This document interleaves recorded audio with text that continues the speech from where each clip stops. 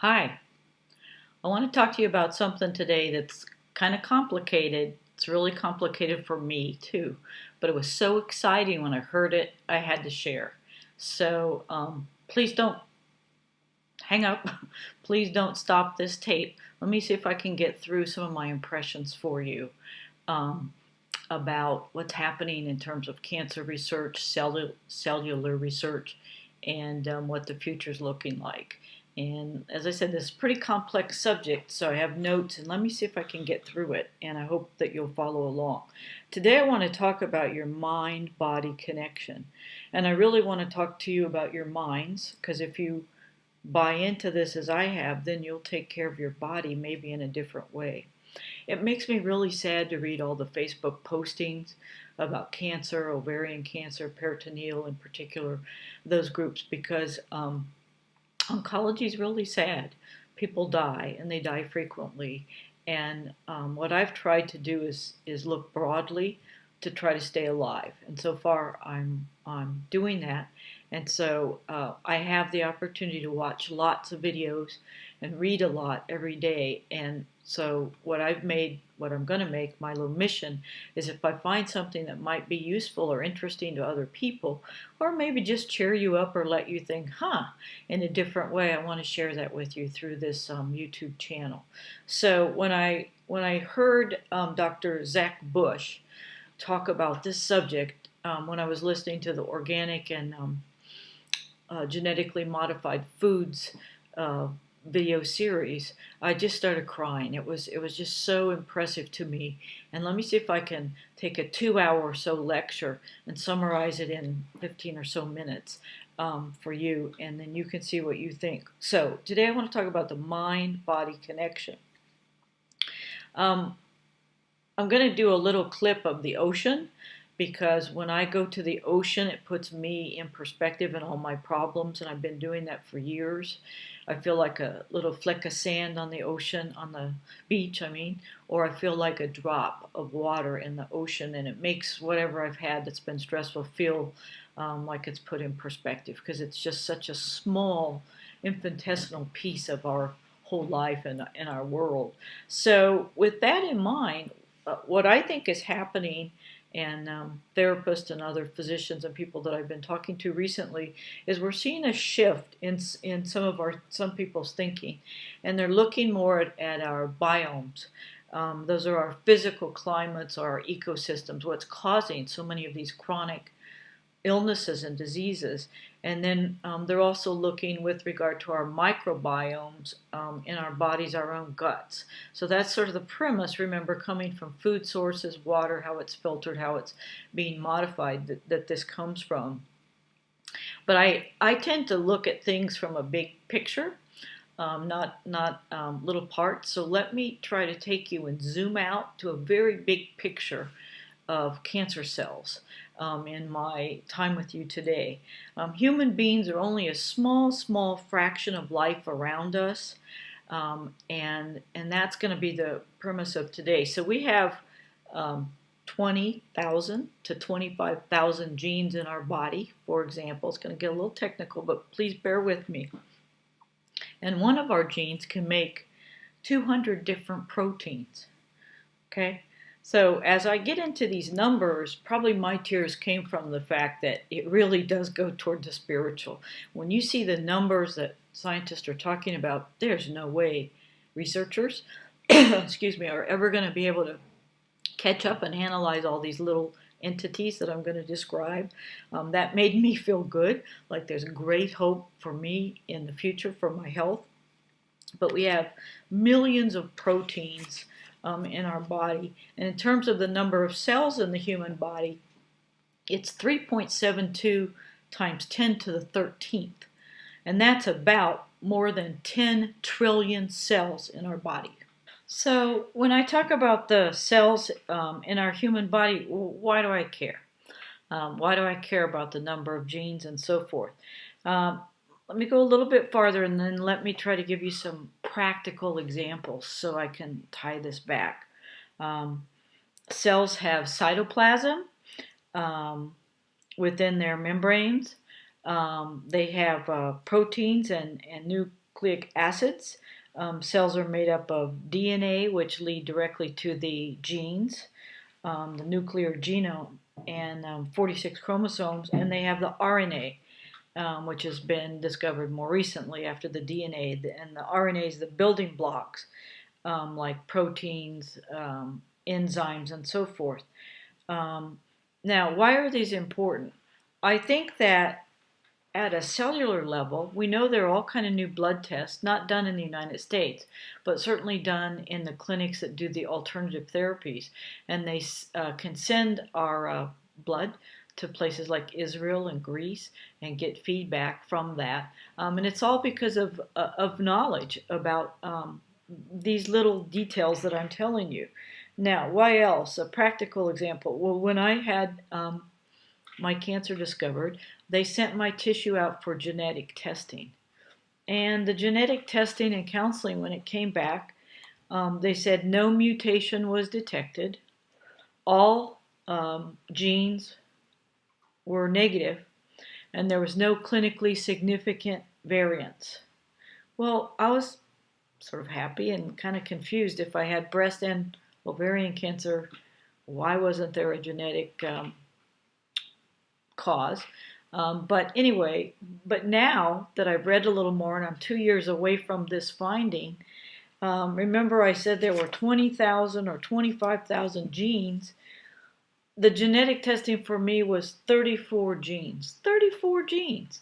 And if I would have paid a little more and had a upgraded level of genetic testing, I think it was 64 genes or so out of 25,000. So I don't know what that means. I don't know how that makes me feel, but at some level it makes me happy, because it's like they didn't even have a large enough sample to even give me the feedback that I was expecting and paid for. So I just say that to you because I find it interesting now when I hear these numbers, because I was studying food, had nothing to do with me studying cancer to learn this. The other thing, let me go back to some of the science a little bit. Certain viruses can insert themselves into our genomes. And again, the genes, they talk about this nuclear genome. And I happen to have genomic testing. They sent my tissue after the surgery off to the East Coast to somewhere in Massachusetts. I think it was around Boston or something. And again, from the genomic testing from my tissue, it came back no therapies associated were linked to my tissue. So therefore, the personalized therapies that you might have heard about, none of them were relevant to my type of tissue. The targeted treatments, the immunotherapies, none of that was relevant. And so I thought, with all the tissue that apparently they've stored in a vault or something so they can study it for the next 20 years, for nothing to be discovered, at some level it made me feel better, because I thought they probably haven't sampled. Their sample size probably is not matched to the sheer number of genes or genome that are available. They probably just medically don't have a sufficient sample size.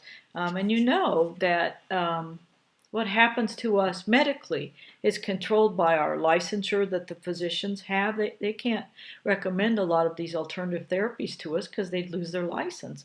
And what we get in terms of our treatments for our cancers are controlled by big pharma, by governments like FDA, government agencies like FDA, and so forth. So I find when I mix and match subject areas, as I keep listening about various subjects, I want to share that because I think some of it's relevant and interesting. In addition to some of these numbers, we have bacteria in our systems that far outnumber our cellular content in our body. There's 100,000 different species of bacteria. In the fungal world, there's over 5 million species. And if you throw in viruses, there's 10 to the 31st viruses on our planet. So that's a 1 with 31 zeros and commas following it. So these numbers, to me, made me very excited for my future because science just isn't there yet. It's not even scraping the surface to what we know exists. And this physician pointed out that in nature, on this planet, we've all coexisted. We're far outnumbered by bacteria and fungi and parasites and so forth. If they wanted to eliminate us as a species, they could. And we've been perfectly balanced because of nature. So why do I like the alternative therapies that I talked about, the 14 or so resources I listed for you to go to their websites for free on another video clip I prepared for you, because I think learning about the old ancient remedies, the Grow Network, some of what we know about our food sources and so forth, I think it's real relevant to our mind-body connection and keeping us alive and leaving just the pure medical realm. And that's kind of what I want to focus with you today. So that we continue to survive. Now, let's see here. A couple of things that aren't so scientific that I just want to throw in. First of all, if you remember from the last few videos I made for you, I just had a total knee replacement. I was very impressed that in orthopedics they had me do these certain body washes for a few days before the surgery. They had me use certain ointments for my nose. They looked at MRSA. They were very, very focused on bacteria. Had I have done anything in the garden and had a little prick from a thorn or had a pet have scratched me, they would have canceled the surgery. So in orthopedics, perhaps because of this external device they were inserting into my knee, they were so careful about bacteria and its consequences during that surgery. On the other hand, I had this major debulking surgery where I was cut from like my sternum down way into the pelvic region. The orthopedic surgery for the new knee was 1.5 hours. The debulking was over 6 hours. They never worried about bacteria or anything then. So as I look at my health, my well-being, the choices I'm making, I wonder why our medical professions are in such little silos and they're not all interconnected with each other, and why they don't sort of cross over. In orthopedics, doing the rehab for the knee right now, it's hard. It's a lot of work. I just don't get a pill and I'm done, or they put the knee in and I'm done. Like anything for the alternative therapies for cancer, everything does take work. Changing your diet, the juicing, changing the way you live and your practice.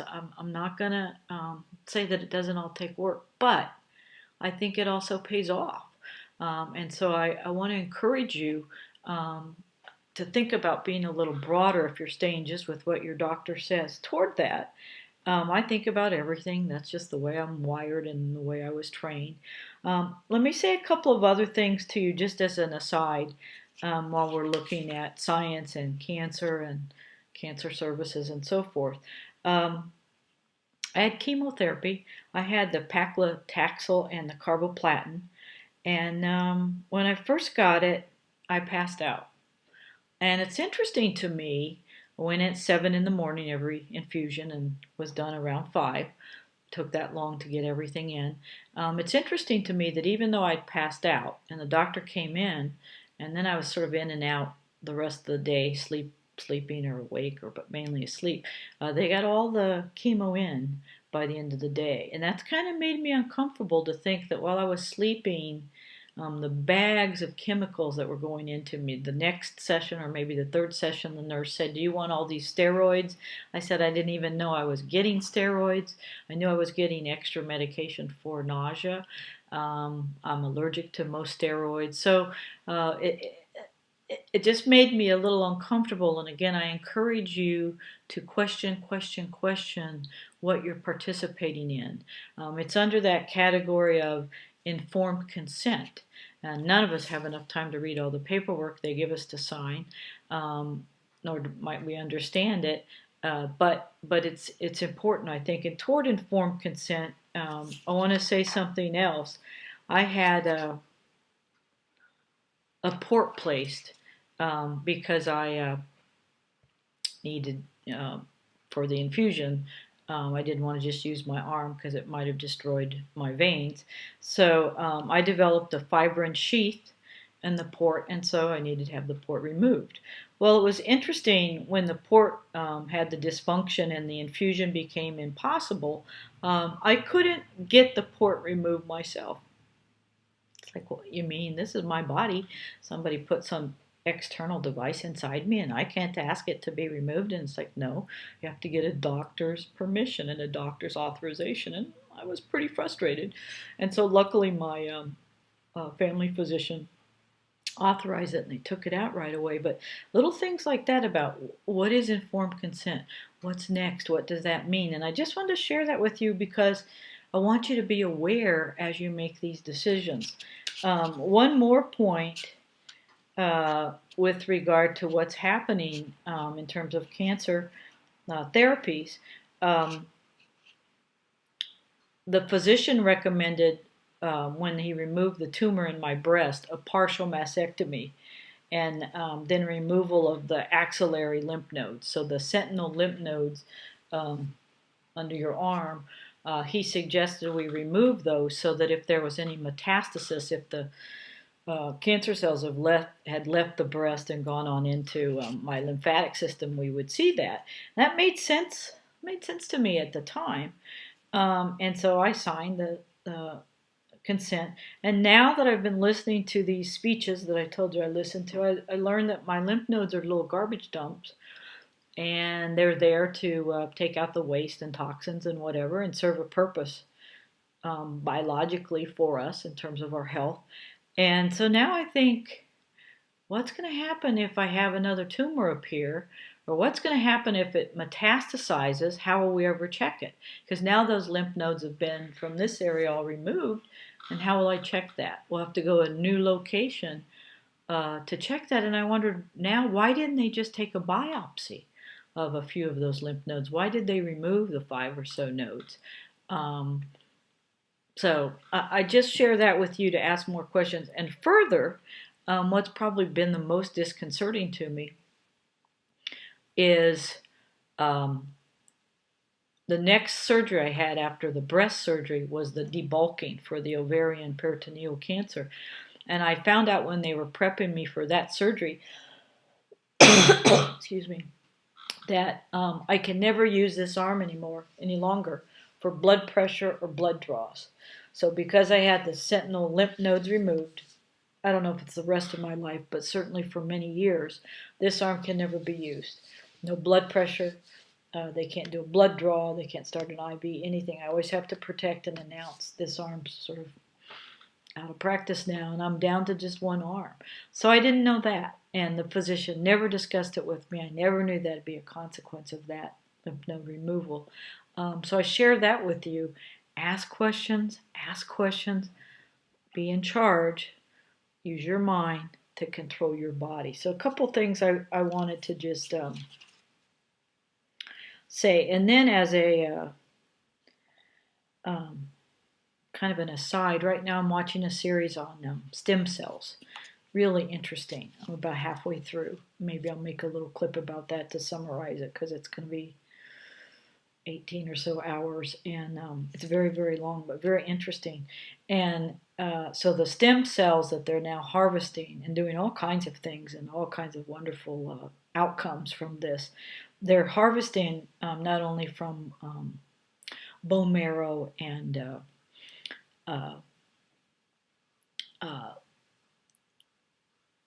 the umbilical cords and so forth, but predominantly in the states, because again, stem cell research is all controlled by government, by states, what's allowed or not, even though it's our own bodies and our own stem cells that they draw, but they're taking a lot of them now from your fat. So I think it's kind of funny that finally, after all these years, fat has some purpose and has some use, and they're using it to harvest stem cells, which are having amazing results and seem really exciting for the future for us. So I just thought I would throw that out to you as an aside. So back to this big picture and all the cells and all these little aspects of our body that can be examined and studied. I uh, would say to you, trust your gut. There's a fight or flight decisions. They always say in the old days, in ancient times, our gut told us, when to run away from cougars or lions or wild animals. And I would say that to you again now. My theme has been you have to be in control. You're the one making the decisions. Of course, you have your medical doctors and those persons which are very important to all of us in our lives and our continued life. You have all the alternative therapies and so forth. And then that spiritual piece, I think, and I'm seeing, is such a large part of this journey. Almost can't be explained. And so, why do I like this topic today?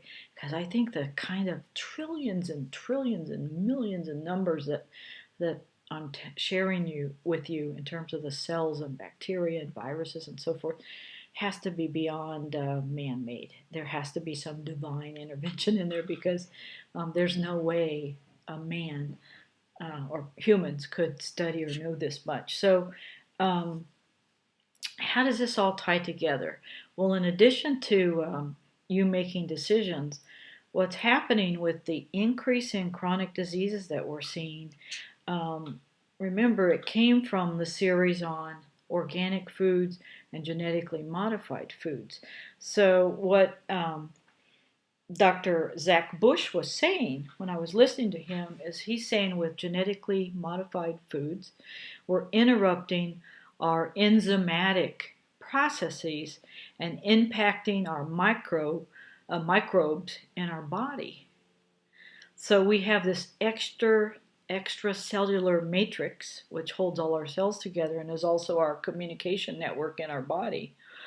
And he says that what's happening when we're exploring our immune systems for the chronic diseases that are a lot based on inflammation in our bodies, they think, and we're finding that our gut is getting off balance. So the genetically modified foods and some of the things that they're finding, as well as the consequences to us taking antibiotics, which are more artificially prepared or derived, are having an impact on us. And so I found that very interesting and wanted to share that with you. Now, last sort of practical application, what does this mean as we go beyond the cell level to understand cancer and we start to consider our enzymes, the parasites, the viruses, the bacteria? What does that mean? It means there's so many trillions and trillions and beyond. I don't know what's beyond trillions of numbers that we're dealing with, that we have to be aware of, and only through the mind-body-spirit connection that people are talking about and amending your environment. Dr. Bush says, what are we supposed to do? And he said, go out if you have a chronic illness and pick dandelions. Don't use Roundup or a weed killer. Pick dandelions. And when you pull that little root ball of the plant and it finally releases from the soil and you're down there with your face, that little puff, that little pop of air and bacteria and the nutrients that are going to come out of the soil is some of the best exchange that you can do for yourself. He says, take hikes, stay outside your little box houses, he calls them, and experience these exchanges of these various biomes in our system. So I wanted to share this with you because I found it truly fascinating. It also made me, at some level, feel really good that what they've done medically is so simplistic. In contrast to the trillions and trillions of things they would have to study if they ever could figure it all out. I felt really encouraged and wanted to encourage you as well. So I hope you found something useful in this. I'll keep listening, and if there are other things that I find that I can summarize, I'll be happy to do that. Thanks.